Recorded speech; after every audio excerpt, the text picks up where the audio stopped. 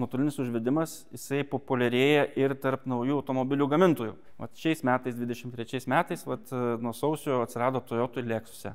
Jau gamykliškai sukomplektuotos užvedimo sistemos. O tai kaip jos pajungtos irgi prie... Originaliai, tai dabar visi šiuolaikiniai automobiliai, didžioji dalis yra išmanūs. Kuo mūsų sistema skiriasi nuo visų originalių gamintų išmanių sistemų programėlių, tai kad pas mus yra geresnė apsauga ir visada gali būti nuotolinis užvedimas, pašildymas arba atvėsinimas vasarą. Ne?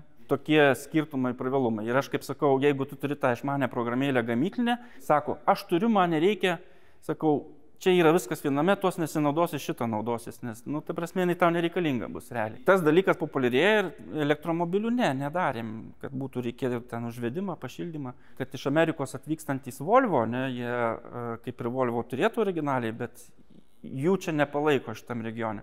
Tai tada montuojam mes mūsų sistemoje.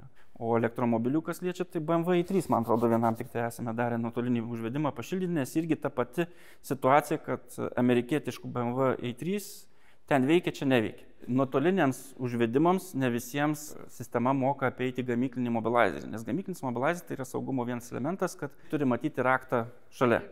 Kai kuriems automobiliams dažniausiai tai japonai ir kai kurie kiti yra Renault ir ten kitų gamintojų, kurie mūsų tą montuojama sistema moka tą kodą pasimti ir turėti pas save. Bet kai kuriems automobiliams mes, kaip vokiškiems automobiliams, ten VAK, BMW, mes vieną raktą slepiam automobilyje. Ir čia būna didžiausios diskusijos, aš nenoriu slėpti, man reikia, nesaugu, baisu, nesaugu, jo reikia gamintis antrą raktą, nes ne visi automobiliai. Jo, tai mes raktą, galiu pasakyti, kad sistema yra apsaugos sistema ir visi algoritmai pirmiausiai raktas, kuris slepiamas automobilį, jisai yra neaktyvus, tai yra išimta baterija, dedama į specialią dėžutę, dėžutė užgrūdama, kad ją ten surasti gana sudėtinga, net ir žinant, kad ją iškrapštyti tenai. Automobilis lieka užrakintas ir užvesti galima tik tai užrakintą, tik tada paima iš to rakto kodą, tada užsiveda ir jeigu kažkas lenda, netgi galite atsisėsti, imituoti, pavyzdžiui,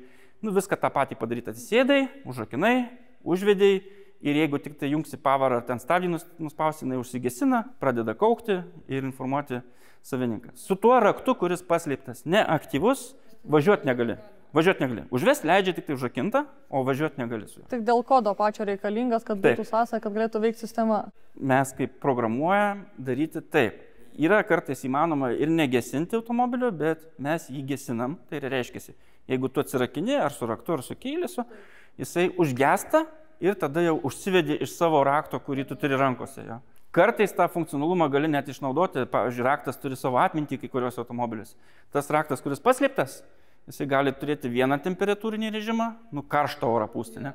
O kai ateini su savo raktu, tu turi kitą temperatūrinį režimą.